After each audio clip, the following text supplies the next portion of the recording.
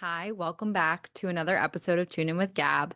I'm so excited to be here because I'm talking about the start of the astrological new year that's coming tomorrow.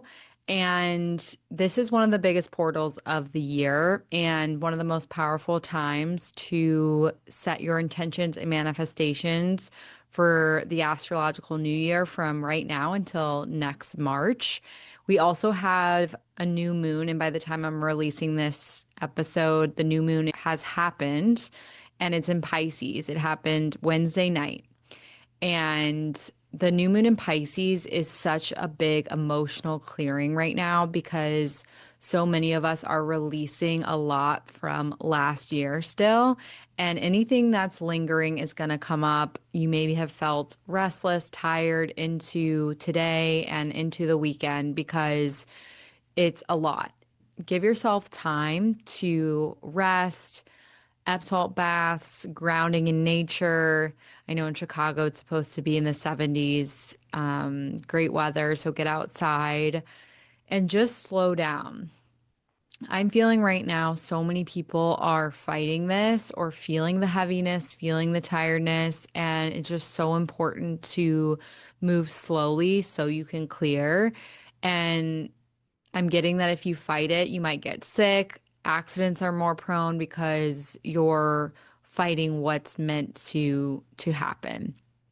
So the reason that Friday is such a big deal astrologically is not only the new year, but we have the spring equinox, which brings in balance. It brings in almost a reset as we head into spring. It's officially going to get warmer. It's going to get brighter outside.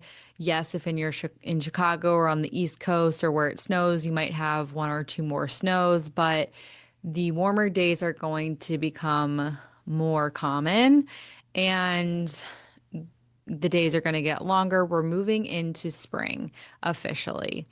And the equinox alone, aside from it being on the astrological new year, is a great check-in point. It's a great check-in point for helping you align with your goals because you can determine where you're feeling out of balance in your life. What is draining your energy? What is feeling like it's taking more than you're receiving? That could be romantic relationships, it could be your career, it could be your family. Are you overgiving? Your health, is your body speaking to you? It's a great time to really ask yourself these questions because with the astrological new year and Mercury and Pisces going direct, we have this great opportunity to write out what we really want to manifest and put a plan in place to actually make it happen. Because one thing I've really learned about manifestation over the past 5 years, because I really started getting passionate about it in 2020, is that you can write out all these goals, but manifestation is about taking small inspired actions toward those goals every day because consistency builds your dream life. It's not going to happen overnight. And sometimes things do just come to you. And a lot of it is about being open to receive. But the other balance of it is actually taking action on it. And for a while, I had these big dreams, and I feel like I was just like sitting, waiting, like, where are these, dreams? Are they coming to me, waiting for them to show up? And I, over time, realized like, no, you have to show up even when you don't want to, even when it's hard. It's the consistency over everything. So, a lot of times I'll find that I'll talk to people that are like, oh, wow, content creation so hard, or like, how do you do it? And I feel like everyone who has the same answer. And it's like, you show up even when you aren't great at it. You show up even when you don't feel confident. You show up even when there's a million obstacles in your way. And I've been feeling that a lot lately is like, it feels like an uphill battle to get in here, record my podcast and edit it, get it out on YouTube, get it on Instagram, create the reels. And it's honestly just really satisfying though when I sit down and I'm here in this moment and I'm grounded and I'm like, okay, I'm doing this. And It's not about being perfect. So if you have a goal or a dream that you're trying to manifest or you've been trying to manifest for a while and you haven't seen a lot of movement, I think a great question to ask yourself is, have you been consistent? Especially like think about going to the gym or weight loss, weight gain. It's like that's one of the biggest examples of you kind of have to become that person to lose the weight, because that becoming that person is showing up consistently to the gym on days even when you don't want to. And that's really, really hard. So just making sure that you're staying aligned with your dreams by following your plan. And I think really what makes it most realistic is creating a plan that's daily. It's like, how am I daily taking steps towards my dreams? And I'm really excited because I run my Nurture Mom group in person. And this Thursday, so when this episode comes out, we're doing an activity that revolves around watering the goals that we have. And so I bought everyone a jade plant where you water it weekly or bi-weekly for the jade plant. And every time we water our plants, it's a reminder of how are we watering our goals and like putting physical action towards that vision of the plant and keeping it alive. And so when we go to water the plants, we can check in and say, how are we taking action on our goals? How is that going? And we're going to be doing that for the next year. So I just love the idea of putting it into action and taking, like, having a physical representation of the dream, of the vision. And then I also got a money tree because it's like a little mini money tree to water every week to also remind me of what I'm going after and my goals as well. So plants are an amazing example of that because you literally could buy a plant that has just a little seed and then water it, watch it grow. It's like if you bought a plant and you didn't water it and you just let it sit there, it's gonna die. That's the simplest form of your dreams. Like if you're not taking action towards it, then that's gonna really hinder you because you're not watering it. The other thing that I do for my dreams is I talk about them a lot. And I think also looking at your life, it's like how much room are you creating in your life to make your dreams a reality? Like, are you, if you're in a full-time job, do you have time carved out to work towards building your side business or taking improv classes or music lessons to do your dream? And it doesn't have to be that you're going to be on Broadway tomorrow, but it's like you're taking realistic action towards what's important to you. So that is really what this Friday is amazing for because it's extra potent energy.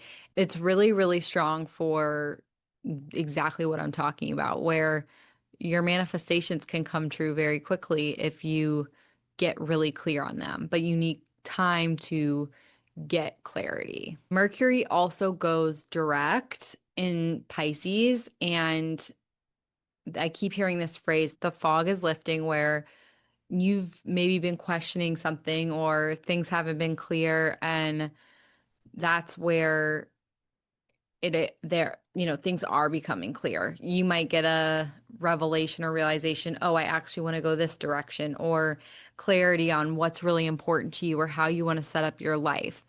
The other aspect of how the fog is lifting is almost the illusion is lifting. Like you're going to see people for who they really are. Secrets are going to be revealed. And this isn't just in a personal level in our own relationships, but I'm also seeing this with the government and the Epstein files, more stuff about that, like secret. More is going to be revealed to us, maybe not just on this day, but over the coming months about how things are really operating in an unhealthy way and things have to fall apart to get rebuilt to come together. In our personal lives, the other aspect is that you can't lie to yourself anymore under this energy. Like it's impossible to live a happy life and lie to yourself. Like you're going to be forced to face, like I'm just seeing like a mirror.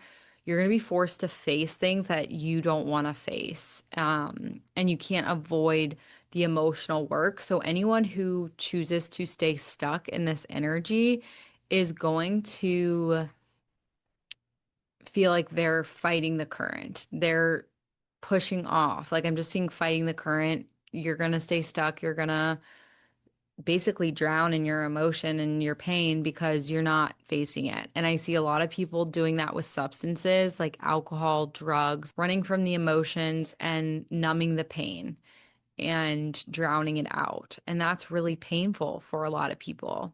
So you may see people going down and spiraling. And like the healthy route where you know you're being healthy is if you're in therapy, you're exercising, you're working on self-development, you're journaling, you're doing everything you can to change your behavior and move forward in a healthier way. You don't have to be perfect. You just have to be taking the actions towards shifting and having that intention, that desire. I'm going to this therapist with the intention of healing and becoming a better version of myself. You don't have to show up perfect the next day, or it's going to take time to heal. But if you're seeking that shift, the healing tools will find you. And that's the two sides of this coin right now is that there's the option to like really seek out healing and put your energy towards that, or to stay in your suffering and to avoid. And people that are on the different sides of the coins are gonna just think of a current splitting, a river splitting, a road splitting. They're gonna go in two different directions because the world is splitting into 3D over here with the suffering, like things are going to get worse and worse. And then 5D is when you're stepping into a higher vibration, a higher reality where you're surrounded by people that want the same things as you, of wanting to be healed. And as I always say, it's okay to block out the noise of like what's going on in the world, or if it's really disturbing to you, like you can still know what's going on and be compassionate, but also you can choose to stay aligned and show ways or choose ways you can serve and show up in your own community and just practice kindness and spreading that in the world, or through your purpose or your mission to serve. So that's the other really big topic that's coming up is people are going to be seeking their purpose more and like being like, how can I serve others with the gifts that I've been given in this world? And one thing I feel really blessed about, and it's kind of full circle for me, is I knew in 2019 that I wanted to be a coach, that I wanted to help create a community and serve people and run my own business. Like I fully knew that, even though I was in a corporate job. And I kept reading like life coaching books or books written by life coaches, books about how to run your own business. And I had no idea like what it was going to be, what type of business I was going to be running. But I was like, I know I want to work for myself and I want to like teach people how to up level their life and become the best versions of themselves. And so it's really full circle for me because I knew that, but I kept doubting my purpose. And it was almost like I was not feeling worthy enough of that being my profession. And doing intuitive readings, I felt like because I didn't know anyone that was doing that, and everyone was like a lawyer in marketing and recruiting, like sales, telling someone that I'm a psychic for a living felt really hard for me. Like I almost didn't take it seriously for myself. So then when I would tell people, and it's still honestly hard for me to say it, but I fully own it that this is my calling, this is my purpose, is intuitive readings, creating a community in person and online, podcasting, content creation. Like that is my purpose, to get these messages out there, to channel.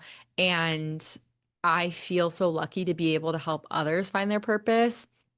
And I felt like the biggest mistake that I made was knowing that my purpose was right in front of me, but I just didn't feel worthy enough to claim it, or I let what other people think get to me for so long. I could have been doing this 5 years ago.